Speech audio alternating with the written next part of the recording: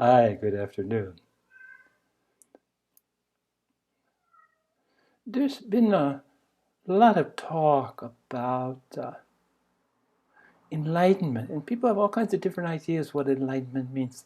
For me, the word has become bogged down because there's expectations. There's people have preconceived. In other words, the word enlightened or enlightenment, it has some baggage in that it can be misinterpreted. So at the very beginning, I preferred awake and awakening to describe the same awareness, the same level of awareness. And I like to say, awakened soul is one that's able to remember the forgotten and access and bring the forgotten to the forefront. When I say forgotten, I mean that every one of us, previous to this incarnation, had the full experience of all of our lifetimes, accumulated experience, that very aware of karma, both personal, group, societal, and very much active in the process of choosing the next vehicles, the next mother, the next father, to bring you into the life and the environment where you can not only contact people that you have accumulated karma that needs to be resolved, karma that needs to be settled. And also you get the karmic reward for previous works of the last time, or karmic punishment for your shortcomings, your the areas that you could have done better. But anyway, awakened being. So we're all aware, we're all awake. And then we're born, and through the grace of the unknown, we're relieved of that burden. We don't remember, we're born a clean slate. Looking back on my 72-year lifetime, there's a lot of things that I'd probably forgotten or prefer to forget. Conscious forgetting, purposeful forgetting. So we come as a clean slate, but we're already chosen the environment that we're going to come into that be the most useful for us to deal with the task at hand. And the task at hand is settling the karma so that your karmic balance can be zero. And remember, when you really get into it, we talked about opposites. We talk about good karma and bad karma. But really, karma is karma. Karma is action and reaction. There's no distinguishing in action and reaction. There's no distinguishing what's a good action, what's a bad action, what's good karma, what's bad karma. Karma is karma in the truest sense, when you really understand. Of course, in the beginning, you want to accumulate, you want to do good deeds, you want to be a good human being, you want to do your best, and you accumulate good karma, and you're rewarded for it. But at a point of your developing pre-awakening, part of the process of remembering the forgotten is to understand that good karma and bad karma. Karma is karma. Karma, action and reaction. You want to be actionless so that you have reactionlessness. Because action and reaction is the source of the need for rebirth. This is a process. And so I like action and reaction instead of good and bad. But anyway, you get to a point where you discover that good karma, bad karma, it's all karma. Good, bad, same. Non-duality. No longer the polar opposites duality of good and bad.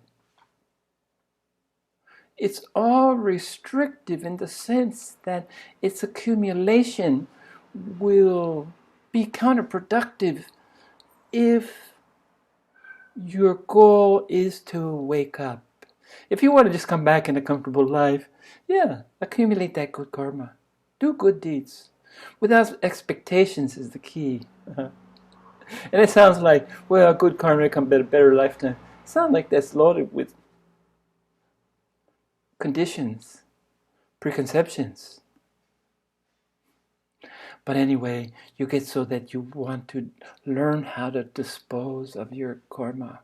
And karma, you dispose of it in many ways. Dealing with it directly in your relationships, mending your fences. A good teacher, a good guru can help you lift the burden. But it's up to you to sustain, not to. Most people will take it back. They feel lost because karma supports the ego. And after all, we identify ourselves with what our ego has convinced us of.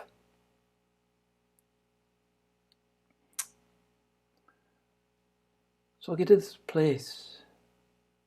I mentioned the violet consuming flame, a beautiful, heatless, violet fire where you can just visualize, close your eyes. In fact, I think most of you, if you close eyes right now, you're going to see the color purple or violet. I know I do. I don't know what color maybe you see total blackness, but I see violet. And that's the consuming flame. You want to focus on that or unfocus. Same thing. Ultimately, polar opposites, focus, unfocus. It's part of the same process, different degrees of the same process. Whatever do you like to relax? But this violet consuming flame, you can help it to clean your aura of karma. Now, I've mentioned that no matter if you're non-abiding or abiding awakening, permanent or temporary awakening, no matter what level you're on, you accumulate karma just by breathing in and breathing out. If you did nothing but sit in the chair and breathe in and out, you still would accumulate karma. Because what microorganism, what are you breathing in? Ahimsa means living without doing any harm. And that's really hard because simply breathing in and out in our environment, something gets harmed. We use up oxygen and expel carbon dioxide for a carbon footprint. Anyway, you need to develop a practice of disposing of that on a daily basis and surrender it up to the violet consuming flame. And a teacher or a guru who can take the karma off his students has to know how to dispose of it. It's a very dangerous area because if a teacher is not really trained, if he's taking on more than he can chew, more than he knows how to deal with, he'll suffer from accumulated karma. And we can see that in the downfall of a lot of so-called gurus.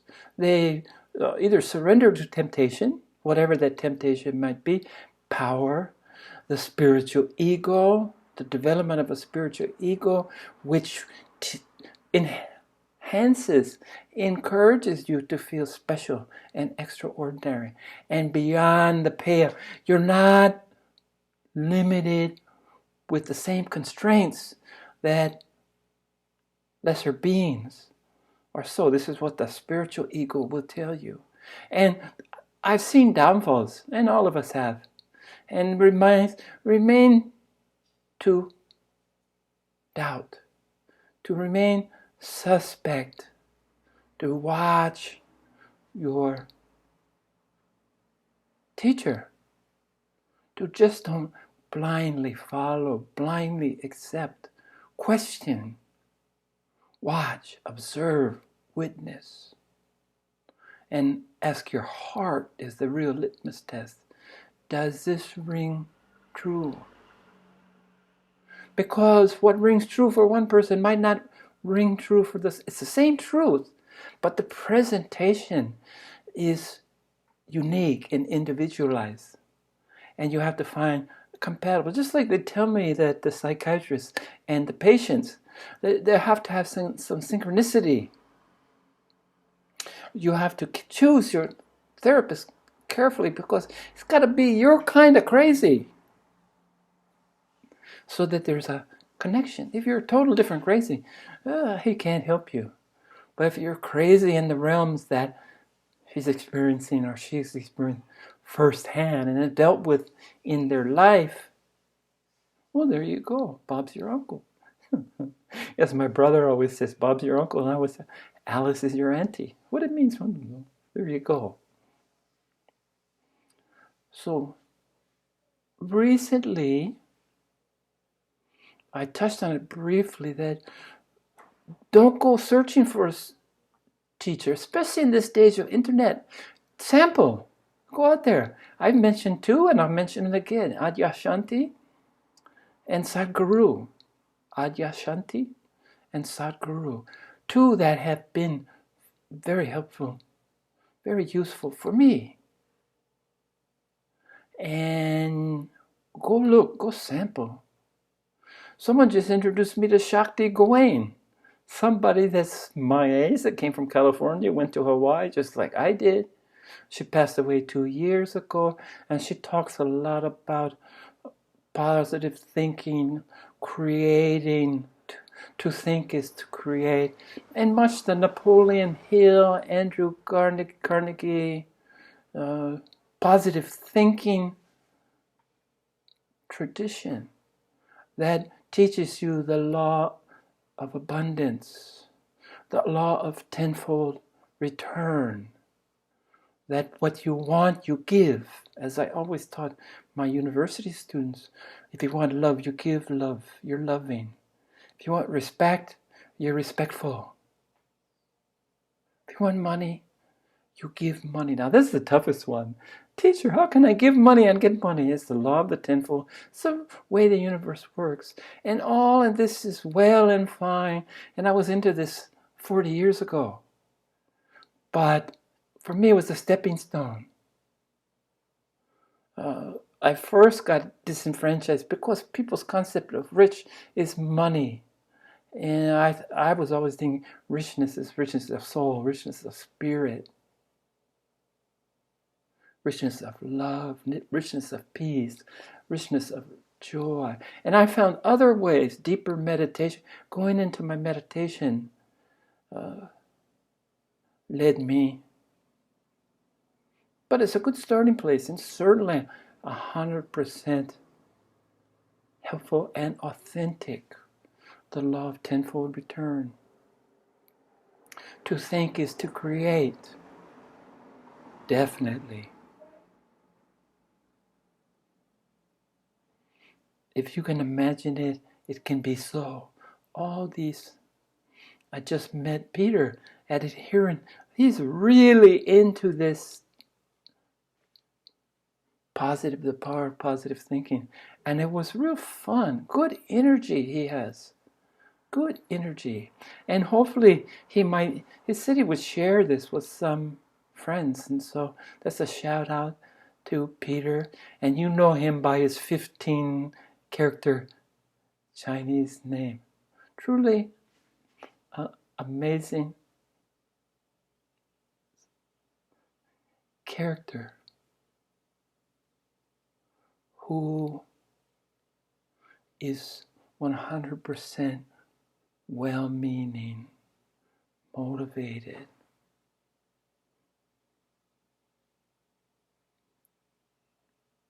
But we were talking about karma and becoming karma-free and then working on it on a daily basis. Now, I used to sit in my meditation. I still sit. In the Zazen sense, is sitting is meditation. We call it sitting. I still sit purposefully, even though I'm able to pretty much sustain 24/7 in constant meditative state, walking meditation, eating meditation, bathing meditation, living in meditation. But I still sit down. I have formal meditation on a daily basis, at least an hour or two a day, because I find that, I'm in a meditative state constantly. I don't need to. Yes, you do. At least I did. Yes, I do. I need to sit down and really make myself available to anything, any message the universe is trying to provide. That's where I get two places I get most of my information from is either sitting or sleeping, dreaming. The most reliable sources for me. So a few days ago, or some weeks ago, 2 weeks ago, I kind of lose track of time because a lot of times I don't have the firmest grip on the illusion of solidness. I tend to float, go away. Dimensions unknown. Whew. I used to call that an economy trip because it's free. Yes. But sitting helps me to ground, both feet on the ground, connect to the earth, not just float off into the ethers. Because I want to sustain. I'm not ready to give up this physical form. And when you become, I mentioned before, when you become in a state of bliss. Now, bliss for me is a fleeting. I get a bliss and boom, it's gone. And I don't try to hold on to it. I don't try to pursue it because that's the avenue to leaving. That's how you leave the body. The vibrations get so high from sustaining a blissful state that you no longer can keep this mundane, this limitation of the body. You just, one day, you just leave it behind. It can be purposeful. It can be accidental. But I got more to do. And in that line, I talked about finding a teacher and not really worrying about it. Don't really look. You've got internet resources and you can see and watch. And it's really a great resource to see and watch. Does this person resonate with me? Do I like the feeling I get when I look into their eyes? Would I like to listen to more?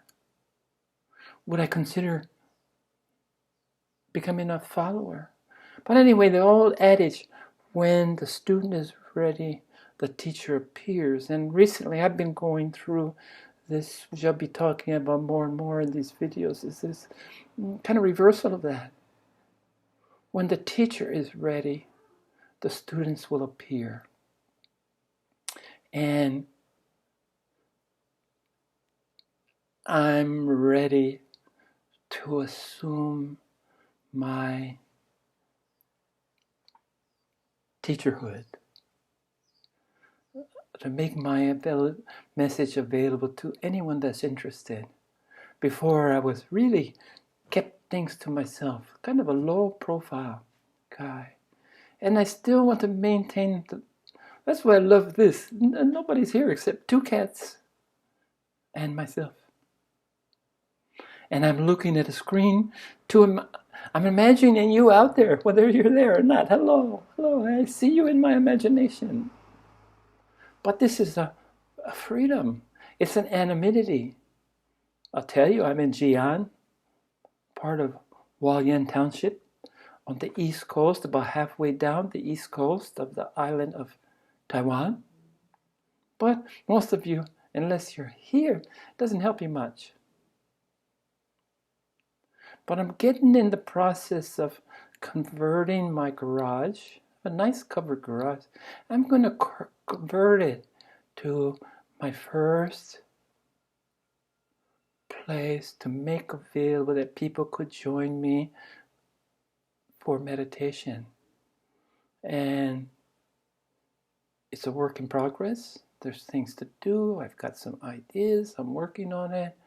But I know the universe provides. So that's what I'm doing. I'm kind of going to create my own and just open for certain hours a day, roll up my garage door, sit there, put my music on, sit in meditation, pretty much open to whoever walks or drives by and shows an interest. They're welcome to join me or not. So this is the beginning, the humble beginnings of where it's going, who knows and who cares. It's just, this is what everything is telling me. And when I was talking about, a few weeks ago, I was talking about awake people be awake. And this is part of living in these times with COVID and all the turmoil around the world, which is really not much different, but it's more readily available. We have media, we have instant access to, in fact, you have to purposely avoid, if you don't want to be inundated with challenges and changes and wars and famines and all those deaths and crises and politics and all those things. It takes an effort to not let those things penetrate. Then we're not even talking about social media. But here I am embracing my favorite social media is this YouTube. I really appreciate the venue, the opportunity they offer to reach out, sit in my humble room and talk, share. So awake people be awake. And this is really important reminder. And that was Adyashanti that talked about it in a recent newsletter. That those that are awake have a mandate, and a more important mandate than maybe ever. Because we're in a process of more and more people are awakening. It's geometrically increasing. I shared before that I was given a mathematical formula, and maybe someone will do the math for me, but I'll give you the formula. 1/10 of 1% of the world's population. So I did the math and I got 70,000. This is the amount of souls I was told that are awakened right now. There's 70,000 out there. 70,000. I recently followed a group and my teacher who I love dearly, but his followers would say that he's the only enlightened being on earth at this time. And he never said that to me. Of course, he speaks Chinese, and I don't. But I've asked people, have anyone ever heard? So, your students kind of, well, my teacher is the best. Because Taiwan is cursed or blessed with a lot of shifus, a lot of people on this. And they have a lot of different reasons. As many reasons as there are people. But I was part of the group, but I was given permission by the man himself, the shifu, the teacher, our master. I was given permission, or not even given permission. I just took, from the very beginning, I said, I'm doing things my way. I listen, but ultimately, I take responsibility. And when the teachers would get wind of this, they would say, oh, no, you have to follow the... Until Sifu himself stepped in and said, Hai Yang, leave him alone. Let him do his thing. So, God, Sifu, for that freedom. And one of the things that I found very unlikely, I would say borderline impossible, that there's only one awakened soul in the world, and I happen to find him. Can I be so lucky? But anyway, I showed you I shared, and I don't know where this came from. Came out of I don't get formulas. The only number I get, repeating number, is 3. 333, 33 mostly, and that's my number. 48, that happened to be the year I'm born. 48 is the second series of numbers that are reappearing. Look at the clock. It's 7:33 or 7:48 or 6. It's always 33. More and more. Before my abiding awakening was 48. After, it's almost exclusively 33. And I did some research, and everybody it's the angel's number, or blah, blah. Who knows? Who cares? I just know that it's 33. There it is. So I talk for 33 minutes, and 33 seconds I try. The 33 minutes comes naturally. I just look up, 33 minutes, it's time to. But the 33 seconds, 33, so maybe there's too many threes. I don't know. But this is why I'm headed towards this, combined with my meditation telling me that I'm ready to teach, just as you're ready as a student. When the student is ready, the teacher appears. When the teacher is ready, the students appear. And I'm in that state, so Adyashanti, kudos for saying the awake people be awake. And this, we have to. And all those 70,000 souls out there that I was told that were awake, that were at the permanent awakening level. And permanent and temporary. Permanent means don't slide back. Temporary means you can go into full awaken, but you can come back. So it's a sustaining. And there's a series of events, at least that happened to me, that I shared, but maybe that's for another time. But if this reaches anyone who's awake or knows someone else is awake, it's time to share. It's time to be awake. And that's my shout out. Awake people, be awake.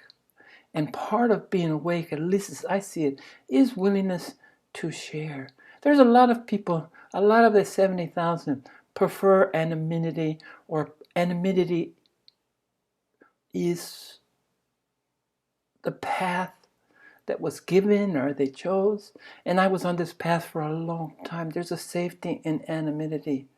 There's a separation. But it's time to dive in.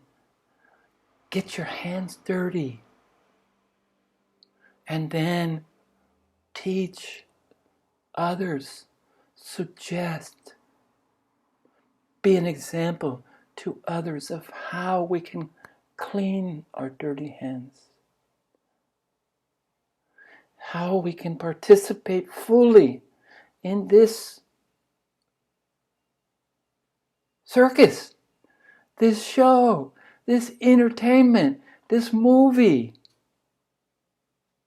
And knowing that about Maya and illusion, understanding that it's all illusion, its elusive nature, does not relieve you from the responsibility. In fact, I think now that it enhances. Your responsibility is greater the more that you're aware of the falseness of appearances, the tricks of the ego. The trickster in the Indian Native American tradition, and every tradition has a trickster, the coyote. Be aware of the coyote. Be awake. Come out. Share in whatever way.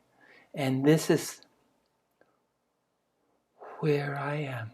I've never been concerned. 262 half-hour videos on my YouTube career, and never really caring or never really being too concerned about if anyone's watching.